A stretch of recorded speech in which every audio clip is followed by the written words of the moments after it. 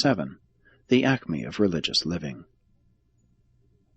Although the average mortal of Urantia cannot hope to attain the high perfection of character which Jesus of Nazareth acquired while sojourning in the flesh, it is altogether possible for every mortal believer to develop a strong and unified personality along the perfected lines of the Jesus personality. The unique feature of the Master's personality was not so much its perfection as its symmetry, its exquisite and balanced unification. The most effective presentation of Jesus consists in following the example of the one who said, as he gestured toward the Master standing before his accusers, "Behold the man." The unfailing kindness of Jesus touched the hearts of men, but his stalwart strength of character amazed his followers. He was truly sincere. There was nothing of the hypocrite in him. He was free from affectation. He was always so refreshingly genuine. He never stooped to pretense, and he never resorted to shamming. He lived the truth, even as he taught it. He was the truth. He was constrained to proclaim saving truth to his generation, even though such sincerity sometimes caused pain. He was unquestioningly loyal to all truth. But the Master was so reasonable, so approachable. He was so practical in all his ministry, while all his plans were characterized by such sanctified common sense.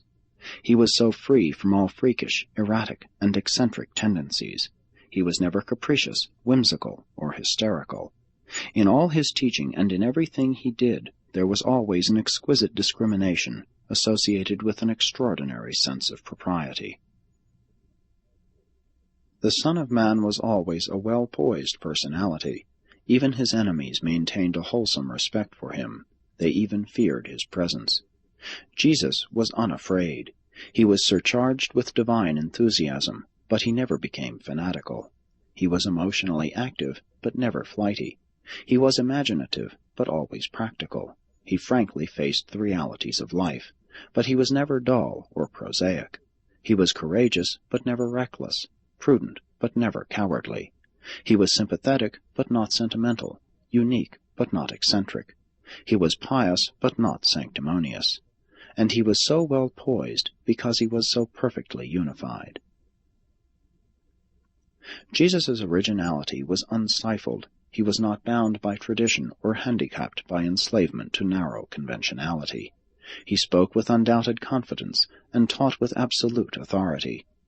But his superb originality did not cause him to overlook the gems of truth in the teachings of his predecessors and contemporaries, and the most original of his teachings was the emphasis of love and mercy in the place of fear and sacrifice. Jesus was very broad in his outlook. He exhorted his followers to preach the gospel to all peoples. He was free from all narrow-mindedness. His sympathetic heart embraced all mankind, even a universe. Always his invitation was, "Whosoever will, let him come."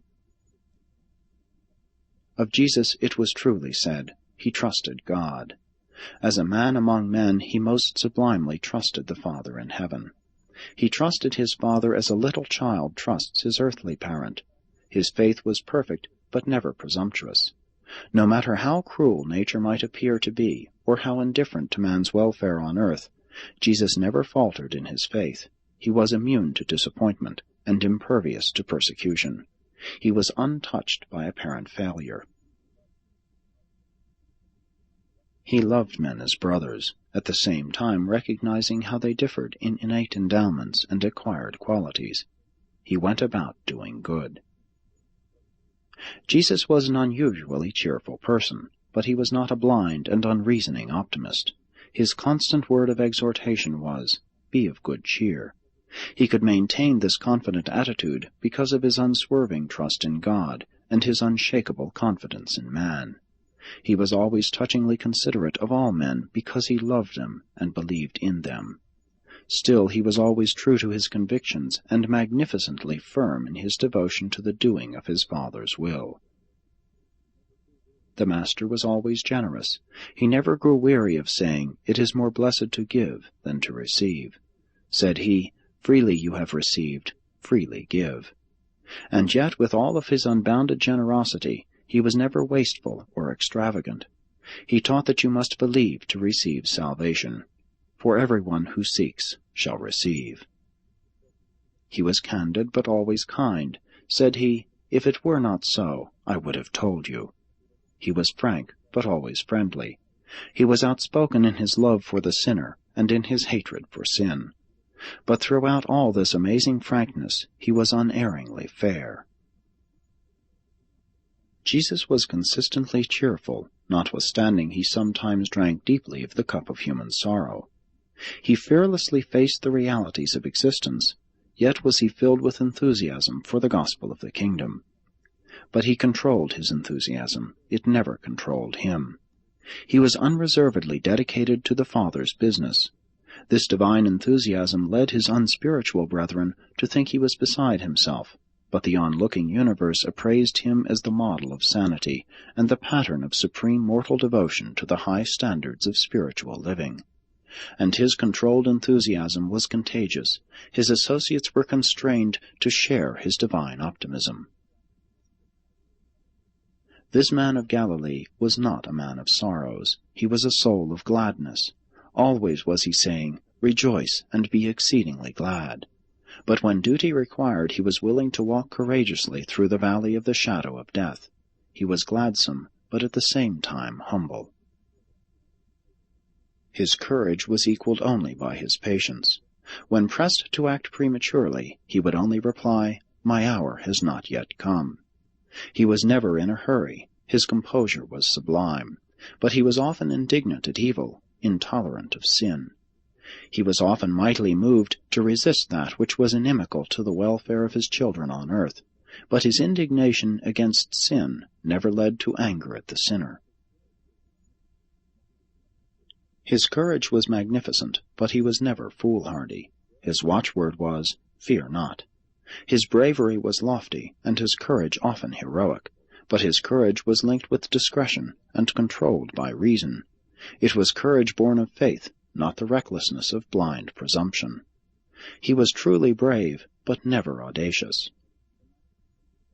The Master was a pattern of reverence. The prayer of even his youth began, "Our Father who is in heaven, hallowed be your name." He was even respectful of the faulty worship of his fellows.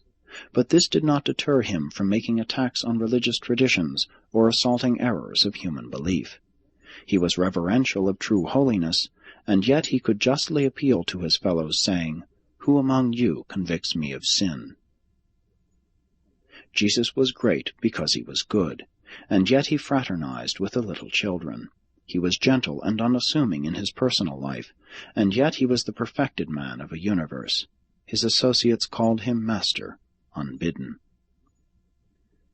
Jesus was the perfectly unified human personality, and today, as in Galilee, he continues to unify mortal experience and to coordinate human endeavors. He unifies life, ennobles character, and simplifies experience. He enters the human mind to elevate, transform, and transfigure it. It is literally true, if any man has Christ Jesus within him, he is a new creature. Old things are passing away. Behold, all things are becoming new. Presented by a Melchizedek of Nebadon.